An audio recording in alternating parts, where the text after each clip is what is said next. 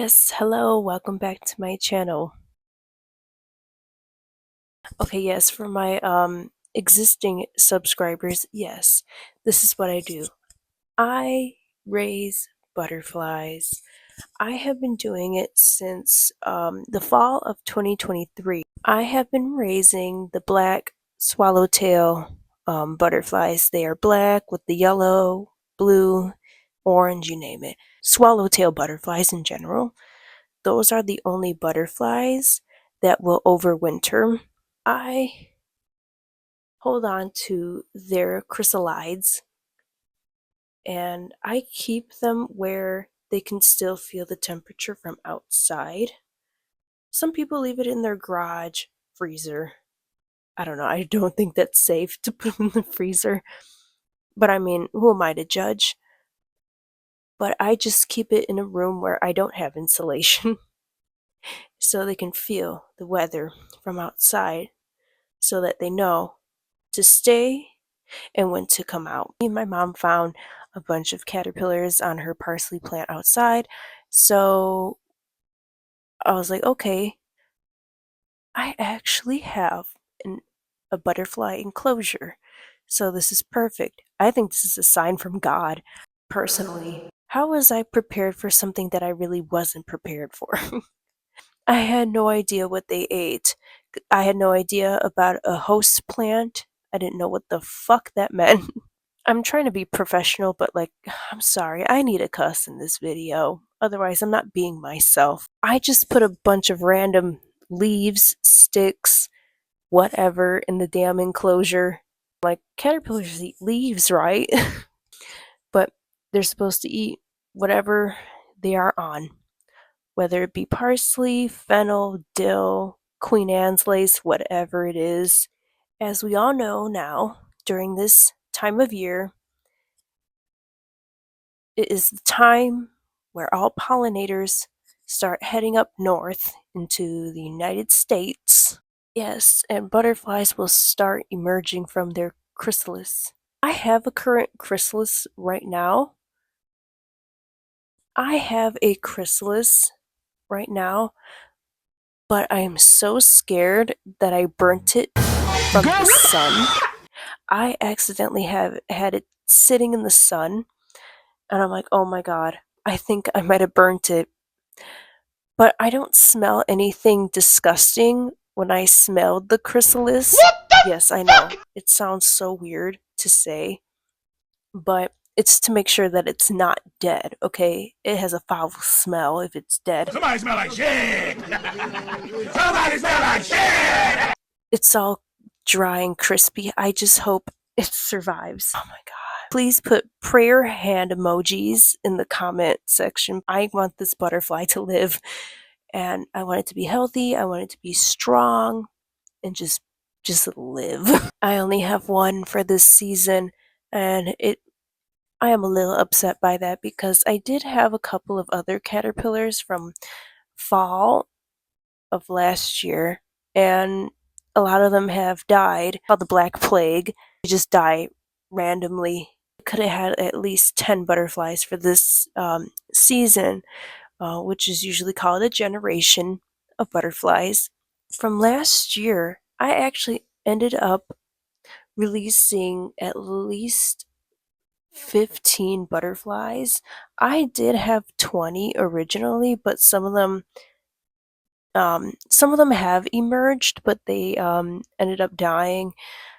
And I gave 3 away to my sister, but my sister, I think she might have killed them because she had the AC on in her house. You're supposed to keep them in a warm spot to let them know that it is time for them to come out of the chrysalis. So my whole experience with raising these butterflies has been life-changing, honestly. It has sometimes I'd be very restless because I wanted to do everything I can to make these butterflies big and vibrant and healthy, and I release them in a safe place, and that was my goal. That is my goal still. Okay, so For those that want to know about the genders of these butterflies, I did a little taxidermy on one of my butterflies. They did die in the enclosure. I'm not going to toss this beautiful butterfly out in the garbage. I'm going to do a little taxidermy, and it's pretty good to have, to teach people about the genders of butterflies. So right here, I have a boy, black swallowtail. This one liked to sit in my hair. So the more yellow on these kind of butterflies, it's a boy. The more blue you see, it's a girl. Rest in peace. There would be times where if it became too cold in a room that I had the butterflies in, I would have to move them into my living room where it's nice and warm. Um, if flowers are not out, no visible flowers, no visible food source for them outside, the one thing that I did substitute flowers with oranges. Oranges have worked the best with these butterflies. Well, it can work for any butterfly, I'm just saying. All I did was cut the orange very thin. I put it on a lid of a container. They don't like the thick wedge of a fruit. Cut it very thin. It works very well. I can confirm that. Oh my God, they came back to lay eggs. They trust me so much. I don't know why.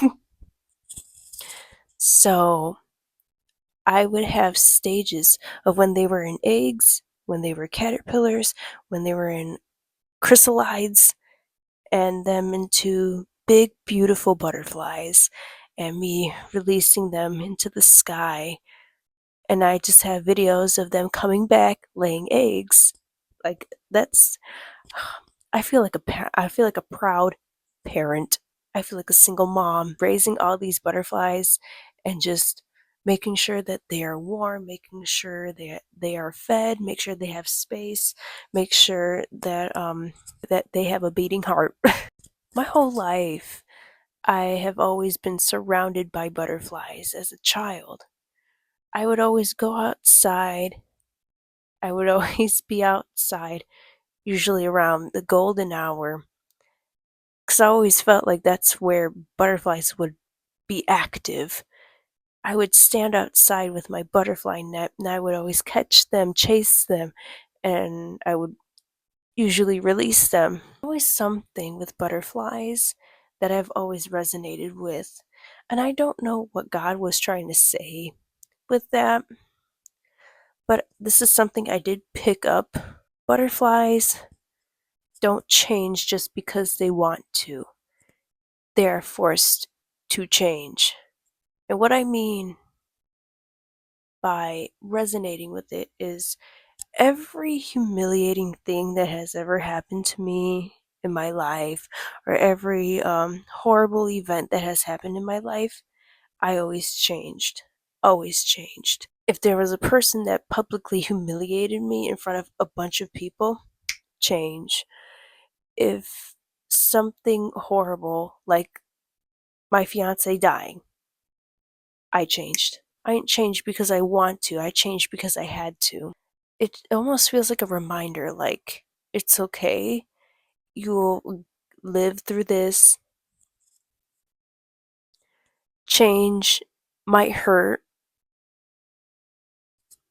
but it's not forever. I don't know. Maybe there's someone out there that needed to hear that message. I don't know.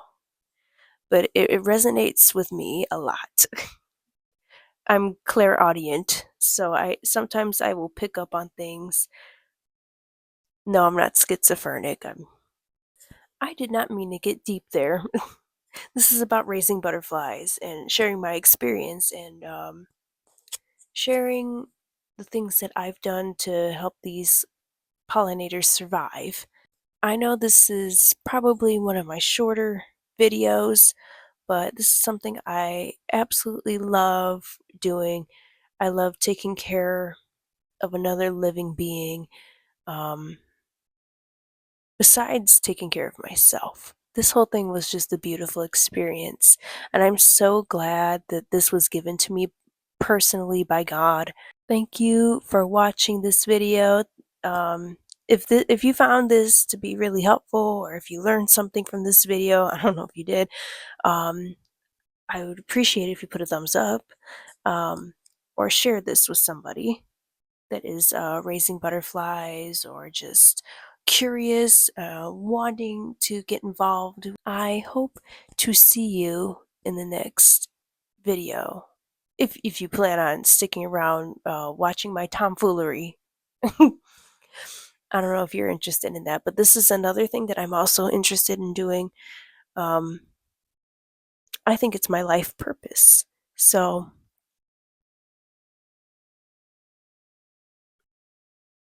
goodbye.